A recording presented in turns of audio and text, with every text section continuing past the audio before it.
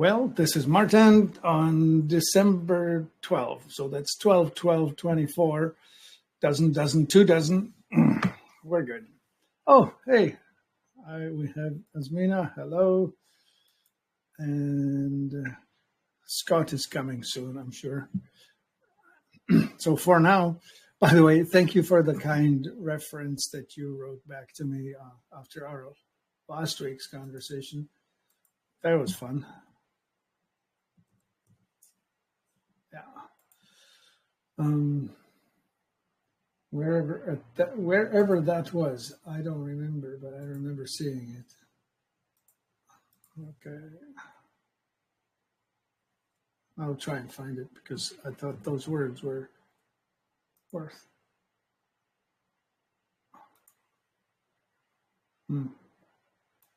For some reason, I can't find it. You must have changed your email address. Oh, there's Scott. Hello, Scott. Hi. So Asmina showed up today, and I would actually like to, I hope you'll forgive me for reading it, but I will read this, what she wrote after our last week's talk. And she says, I'm so in awe of you and Scott for the service, generosity of your time and advice, and so much more. You create such a comfortable and calm space for us while you're helping us on our end. Maybe I can speak for everyone. And I really appreciate your help with grief issues. I don't know. I think, should I read the rest of it? Sure. Thanks, Asmina. I have done body code and EFT and did not respond well to those. I just followed my heart to the next thing, and I did not analyze the whys. I like the emotion code, but I found it has its limitations for me. And it's possible it's just re-injury with toxic family issues. Yeah, that's a really difficult thing I'm just branching out, is when you are still living in the thing that continually triggers you again, right? Like right. if you're daily reminded, it's really difficult to let go of things. It's a hard decision. Like what you just brought up for me was, I have 2 sons, one of whom I haven't spoke to in over 10 years.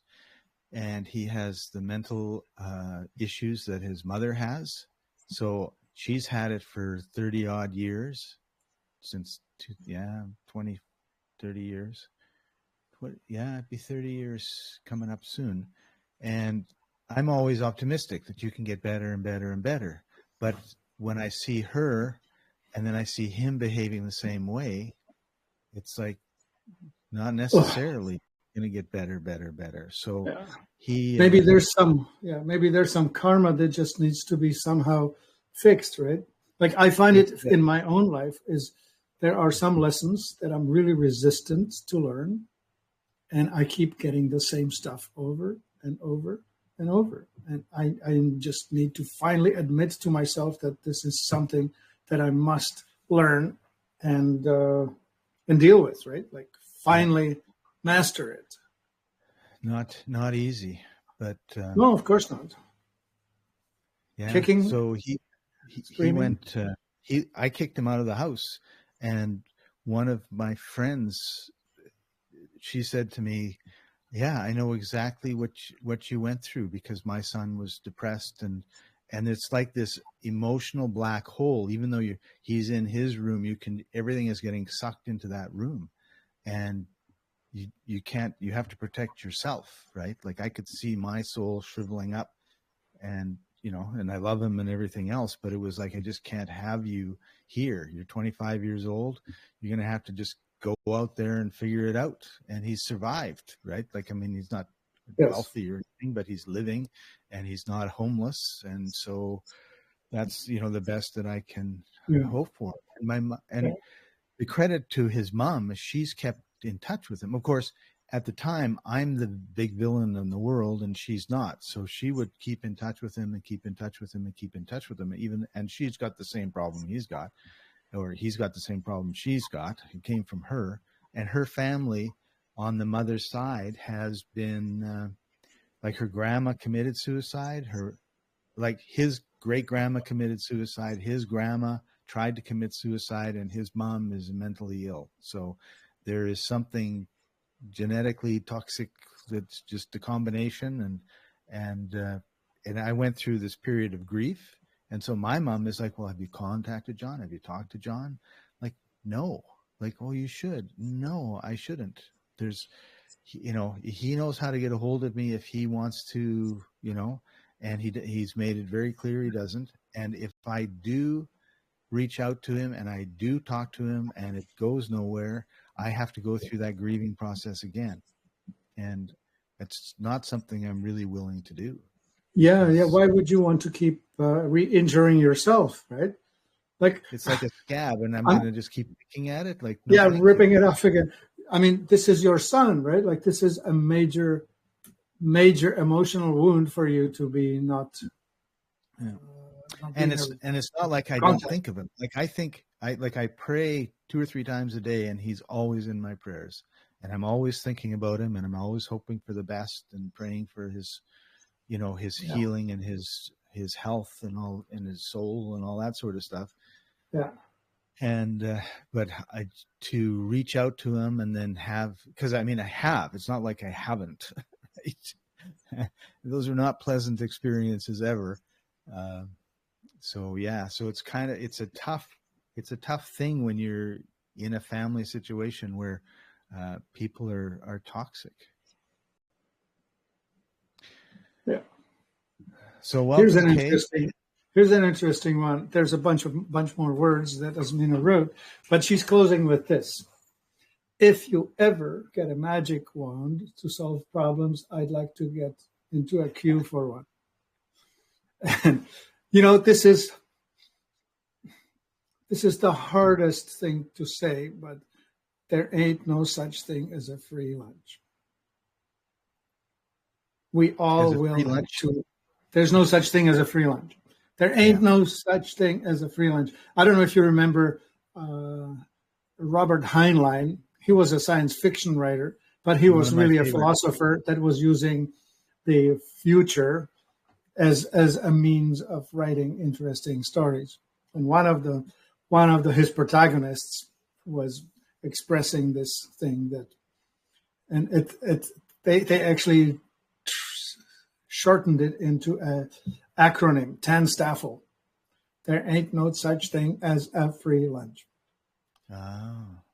And it's having said that, there are things that you can do, right? Like, oh God, yes. But everyone will need to pay the piper. Like you have to do the work. Yeah. Yeah. Like when I went through my divorce, the first thing that I'm not going to say it's the first thing, but very closely after going through that separation, I was an emotional wreck.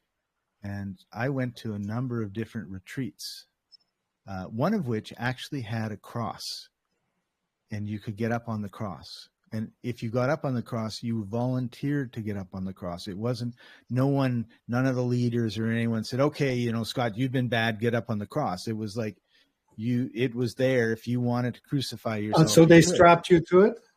Yeah, they strapped me to it. I'm up 10 feet in the air. And I'm up there for I don't know how long. And I said, okay, well, this is enough. And of course, you're up there, you're crucifying yourself, and you're realizing, like, why the hell am I crucifying myself? And so I want to get down. Well, we're not taking you down. What? Well, no, we got to dig a little deeper. Yeah, work to do. You got to do a little work to get off the cross. And it was, you know, an amazing experience. But I went to like 5 or 6 or 7 over the next couple of years of different types of events and retreats that people were putting on just to kind of figure out who I was and what the hell was going on and heal these wounds and everything else. So, but I also think that, you know, one of the reasons that I'll just say as calm as I am, despite things that are happening, is because I've done a lot of detoxing and I've done a lot of nutritional work, right? Like I really believe in the Exela product line and this Nanosoma and the Masterpiece. And now you're naming the 5 things or 4 things: the toxicity, malnutrition, stagnation, and trauma, all of which have to be dealt with for our lives to be functional. And we have a new visitor here today. Okay, welcome. This forum, if ever you feel like asking a question, you're totally welcome to do that. You're also welcome to just stay quiet. That's fine. Are you going to record, Martin? It's recording. Oh, okay, good. I didn't notice. Yeah, everything said will be held against you in the final whatever it's called, judgment. We will be counted. Yeah.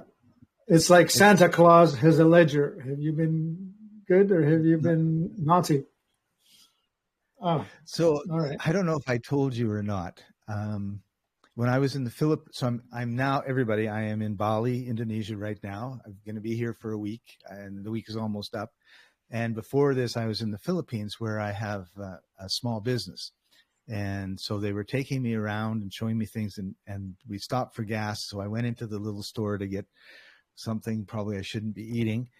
And as I'm walking in, of course, it's different in the Philippines. Like you can have a beer anywhere. Nobody cares, right? So I walk in and there's these 3 gentlemen in their 35 to 45-ish age range sitting, having a beer around this little table. And I walk in as Santa Claus is coming to town.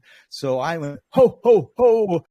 And we all laughed. And then I turned to one and I said, "You've been a good boy." And I turned to another, "You've been a good boy." And then the instigator, I turned to him and I said, "You've been a naughty boy." And we all laughed again, right? Yep. Yeah, really. You are representing really well. Like if ever somebody wanted, I would have this cut down or shaved by now, except that it's Christmas, and I have 2 grandsons that are under 5, and my son never shaves. He's got a full beard. So I'm going home to be with them, and I want to keep my beard. And then I'm thinking that when I go see Grandma, my mom, I'll shave it off, and then they're going to come over, and there'll be Grandpa Santa and Grandpa Scott, and I'm going to try and convince them they're 2 separate people. Maybe. Oh man. So if anybody has any questions about their health, whether it's mental or physical or emotional, please don't hesitate to chime in and chat with us. We do have a fibromyalgia support group that we started over 10 years ago, has 126,000 members, which is not a badge of honor. It is a badge of how bad the general health of the North American population is. And so one of the things that we do in this Telegram is talk about some of the questions and issues that they bring up.